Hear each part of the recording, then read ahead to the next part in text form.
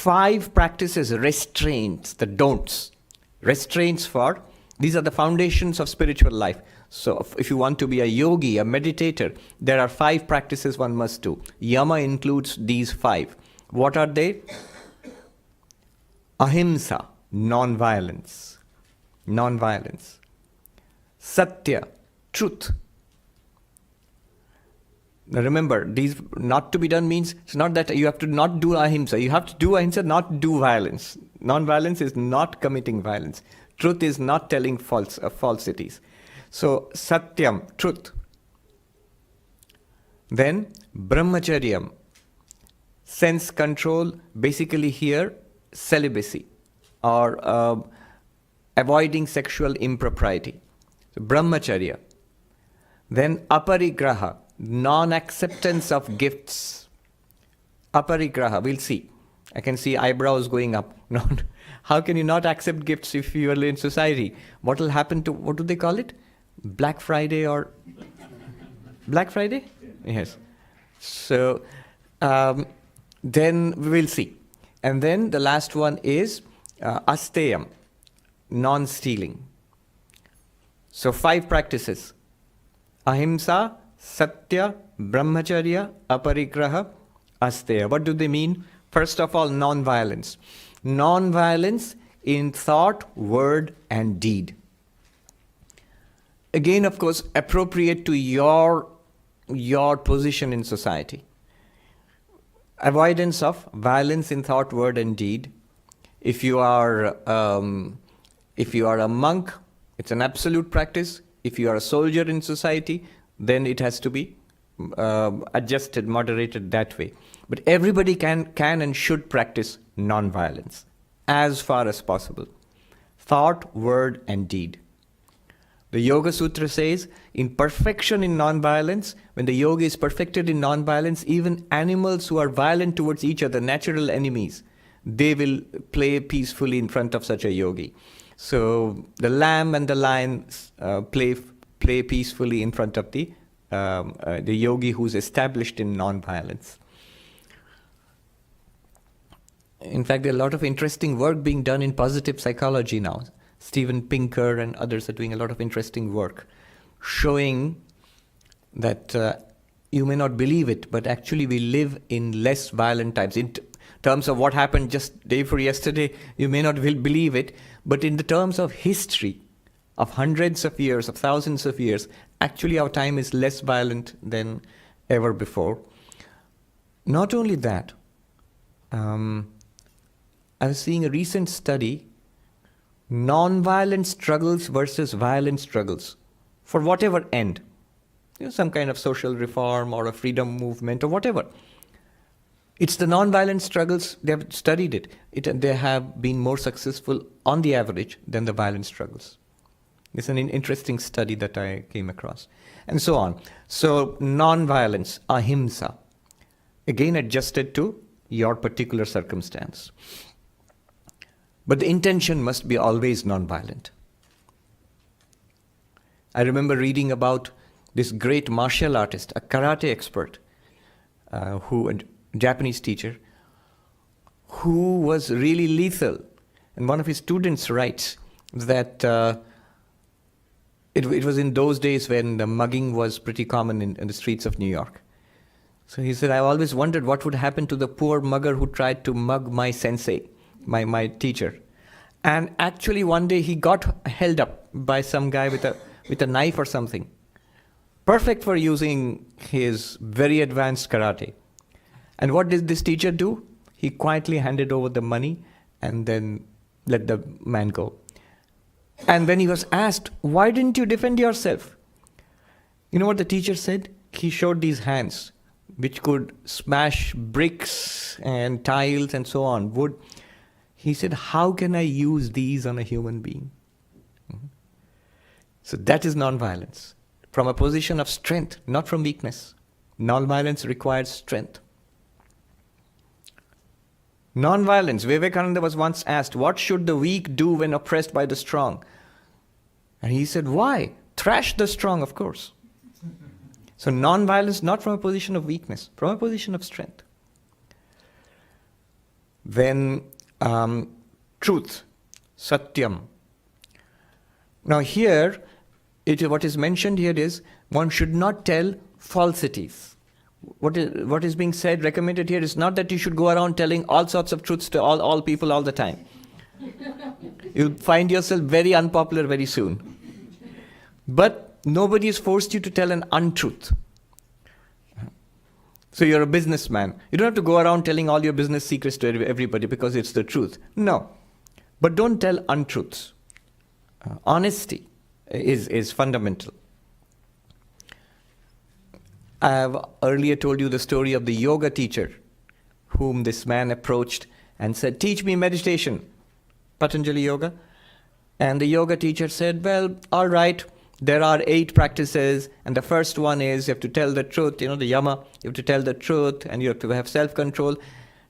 And this man said, yeah, I know all that. They taught us all that in kindergarten. Skip that part. Teach me how to sit, how to breathe, how to meditate, the cooler parts later on, the more glamorous parts.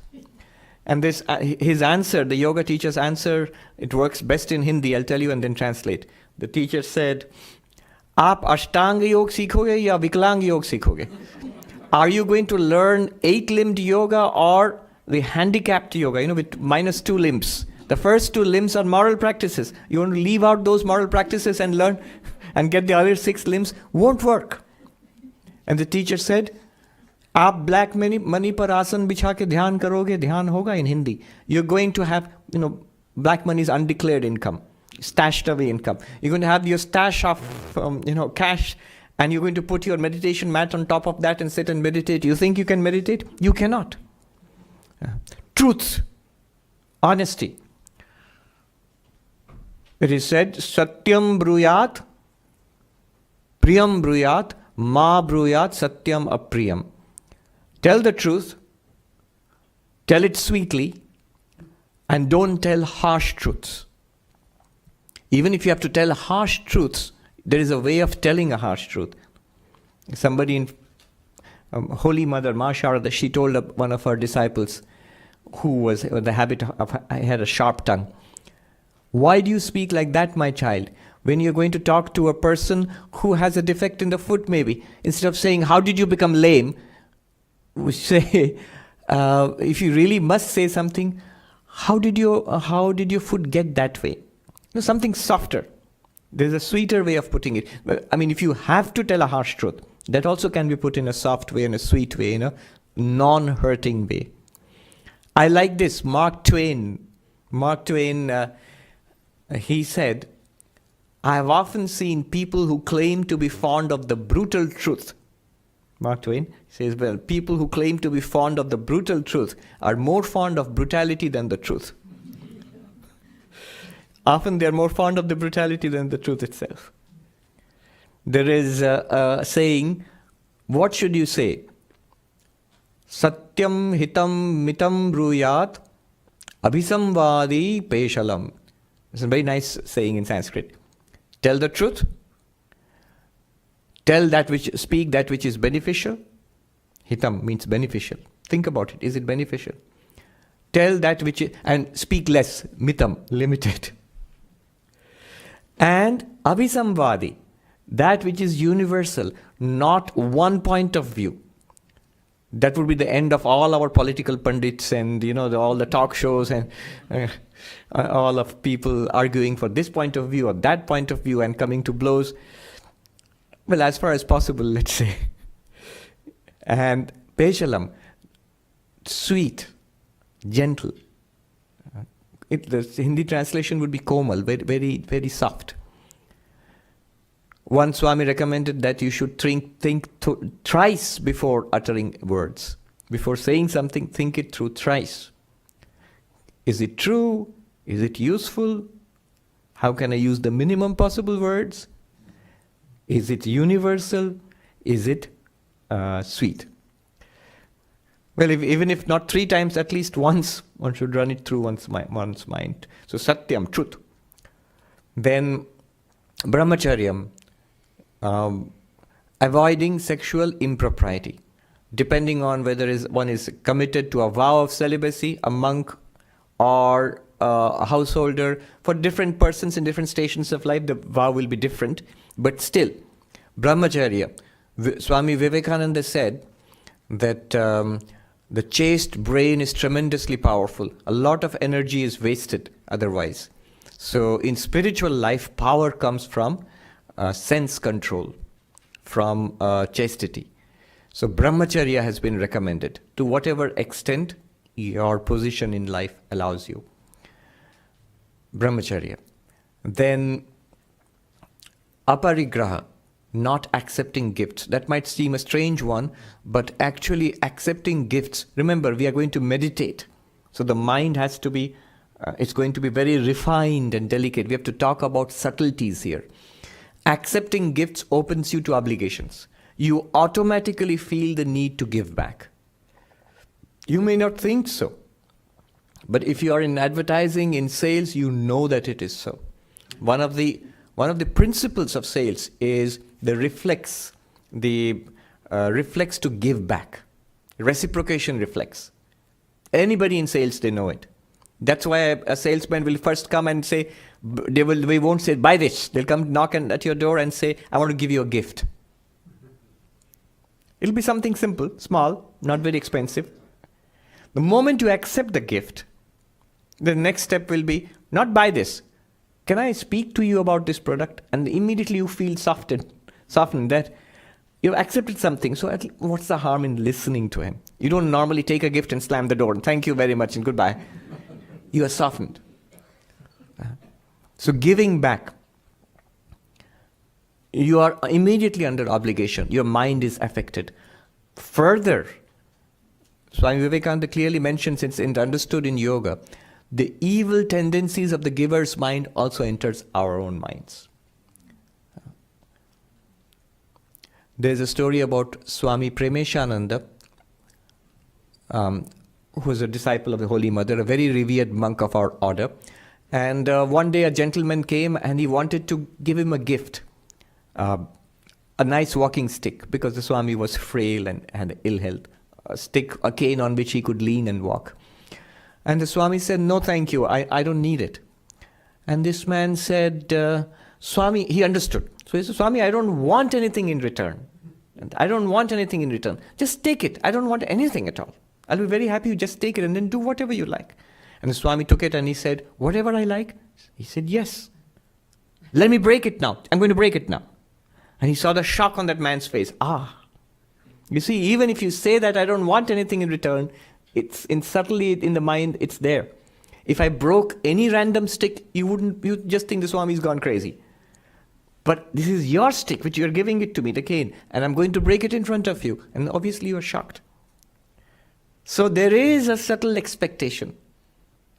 There is this little attachment to the thing. It's mine, I'm giving it to you. You will treat it well. So, obligation, we get into obligation.